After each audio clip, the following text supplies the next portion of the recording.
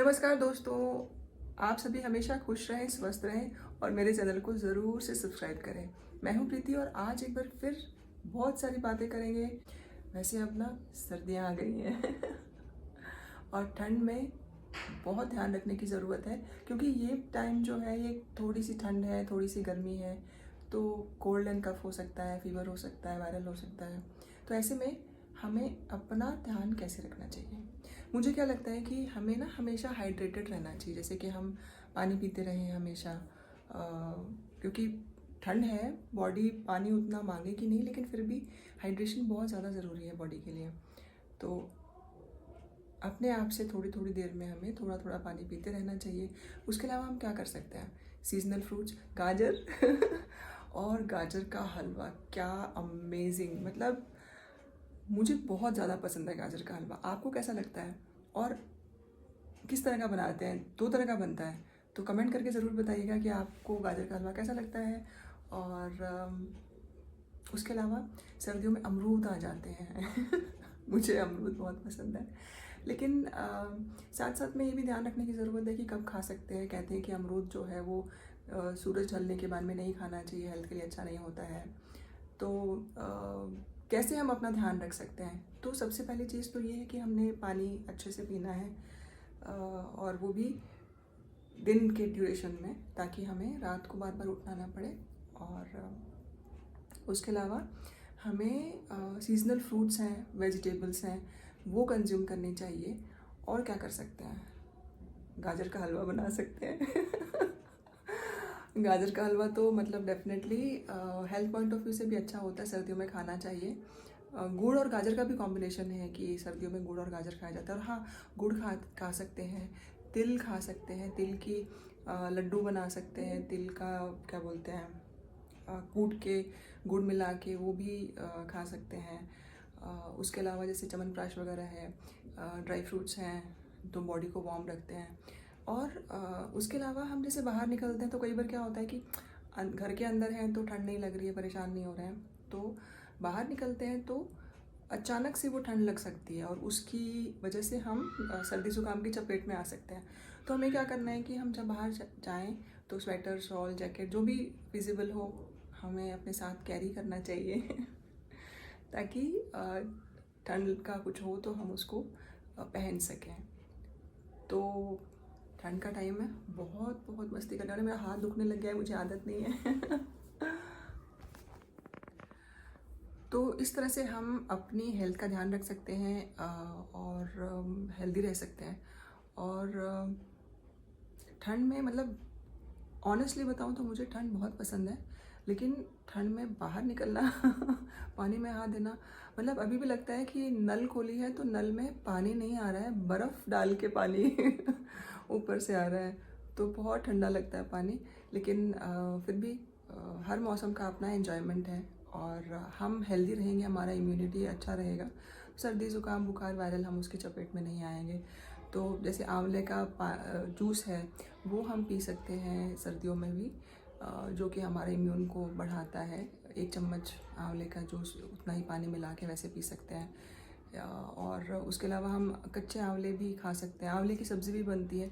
बहुत सारी चीज़ें हैं जो सीज़नल होती हैं और हमें हर सीज़न के हिसाब से हमें उन चीज़ों को कंज्यूम करना चाहिए तो मस्त मौसम है। और ये सारी चीज़ें जो हमने डिस्कस की है, मेरे तो मुंह में पानी आ रहा है। गाजर का हलवा, तिल के लड्डू तो बनाएंगे और आपके साथ भी शेयर करूँगी कि मैं कैसे बनाती हूँ।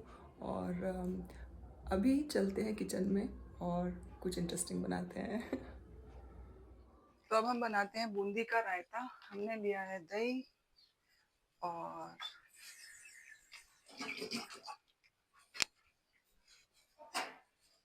और हम बनाएंगे बूंदी का रायता। तो हमें क्या क्या चाहिए उसके लिए? सबसे पहले हमें टोपिया चाहिए और अब हम इसमें दही जो है वो डालेंगे। पहले इसको हिला लेते हैं थोड़ा।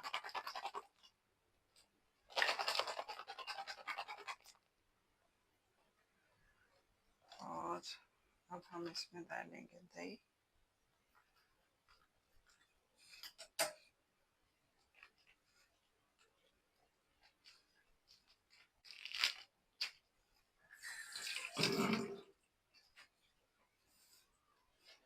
अब हम इसमें चीनी डालेंगे, पर चीनी निकाली हुई नहीं है,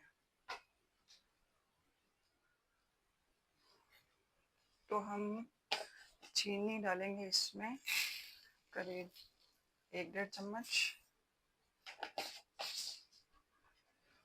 और मसालेदान में से हम इसमें डालेंगे थोड़ी लाल मिर्च। अब हम इसमें डालेंगे नॉर्मल जो नमक होता है वो थोड़ा सा, और फिर हम डालेंगे इसमें सेंधा नमक,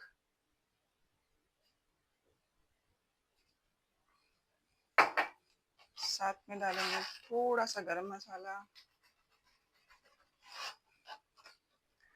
और डालेंगे काली मिर्च, भी थोड़ी सी डालेंगे, ज़्यादा नहीं डालेंगे। फिर हम इसे मिक्स करेंगे।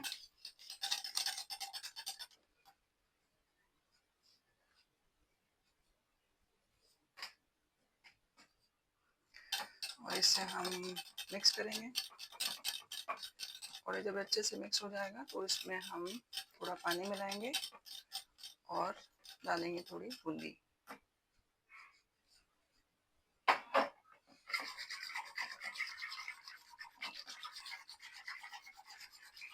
इसमें हमने पानी मिला लिया है।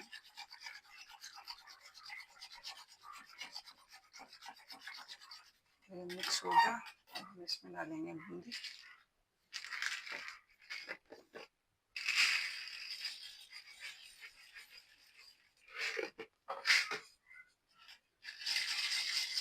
ऐसे मिक्स कर लेंगे।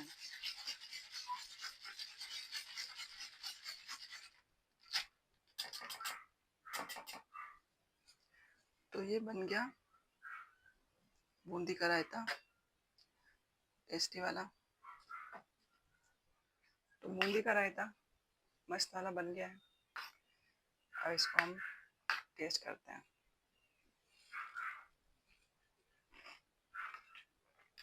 बहुत बढ़िया, इसमें हल्की चीनी का टेस्ट है और मसाले जो डाले हैं उनका टेस्ट है।